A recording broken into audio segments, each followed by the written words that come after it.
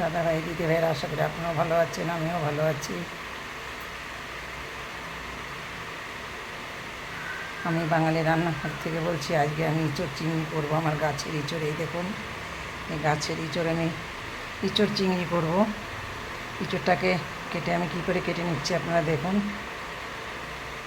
সেদিনটা করেছিলাম ইঁচড় কাতলা মাছের মাথা দিয়ে, আজকে করব আমি ইঁচড় চিংড়ি। আমার ইঁচড়টা এখন কেটে নিয়েছি। ইঁচড়টাকে আমি এখন সিদ্ধ বসিয়ে দেবো। একদম হাফ বয়েল করবো, আমি ফুল বয়েল সিদ্ধ করব না।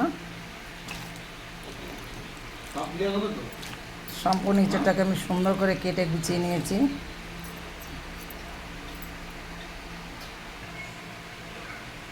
আমার ইঁচড়টা সিদ্ধ হয়ে গেছে, আমি নামিয়ে নিয়েছি। এখন আমি দিয়ে দেবো কড়ার মধ্যে কিছুটা তেল।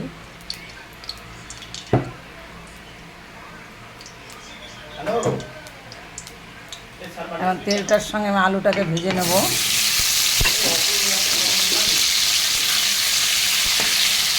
আমি আলুটা ভাজা করতেছি একমাত্র ইঁচড়ের জন্য।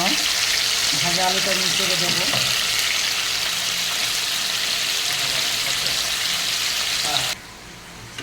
অনেক লাল করে আলুটা ভাজা হয়ে গেছে। এখন আমি আলুটাকে নামিয়ে নেব।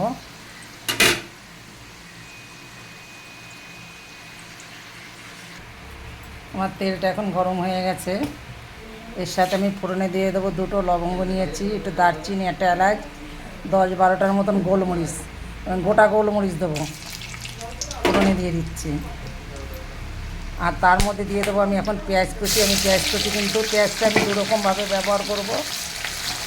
একটা বাটা পেঁয়াজ দেবো, একটু কুচি পেঁয়াজ দেবো, দুরকমভাবে আমি ব্যবহার করবো পেঁয়াজটা। এখন আমি এর মধ্যে দিয়ে দেবো টমেটো কুচি।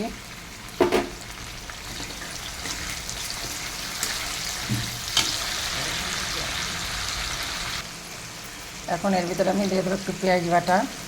এটাকে আমি বলেছি আমি দুরকম পেঁয়াজ ব্যবহার করব। কুচানো পেঁয়াজ দিয়েছি, আবার বাটা পেঁয়াজ দিয়েছি।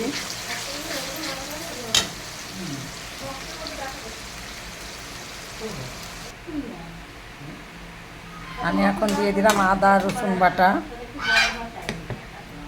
এখানে আমি 3 চামচি আদা রসুন বাটা দিয়েছি।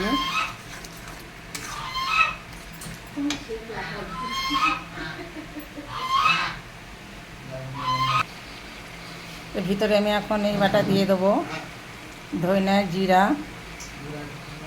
জিরা, এখানে আছে লবঙ্গ, এলাচ, চালমগজ, এখানে আমি দিয়ে দিলাম।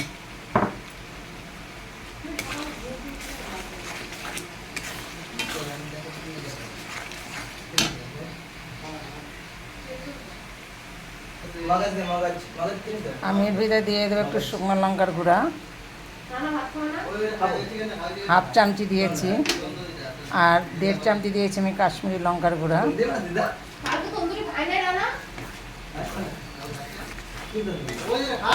এখন এর ভিতরে দিয়ে দেবো আমি এখন আমি এর দিয়ে দেবো হলুদ। এখানে আমি দিয়ে দেবো লবণ।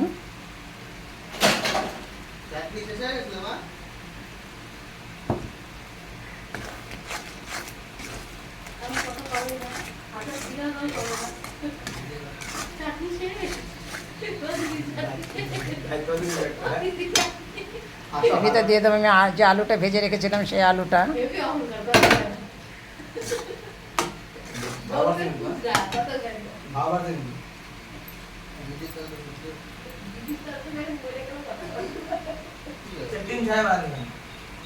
এখন আমি এটাকে কষিয়ে নিয়েছি। এখন আমি ইঁচড়গুলো দিয়ে দেবো। ইঁচড়টাকে আমি একটু হলুদ দিয়ে সিদ্ধ করে রেখেছিলাম। এবার আমি ইঁচড়টাকে দিয়ে দিচ্ছি। এবার ইঁচড়টা দিয়ে আমি ভালো করে কষিয়ে নেব। আমার এটা ভাজা হয়ে গেছে। আমি এখন দিয়ে দেবো চিনি।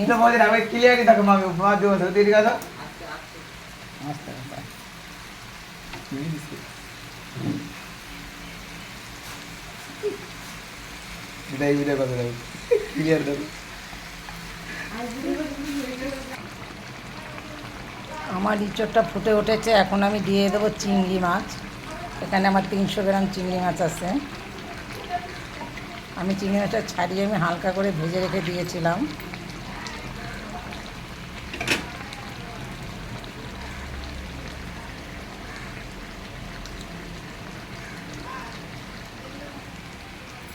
আমার ইঁচড় চিংড়িটার মধ্যে এখন আমি দিয়ে দেবো কিছুটা গরম মশলা।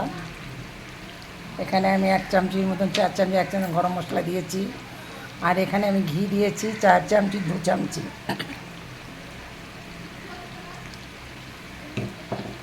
দয়া করে আমার এই ইঁচড় চিংড়ি ভিডিওটা দেখবেন।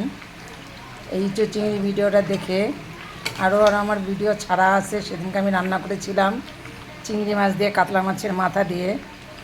আর আজকে আমার এই ভিডিওটা দেখবেন, দেখে আমার একটা লাইক কমেন্ট শেয়ার করবেন, তাতে আমি খুব খুশি হব।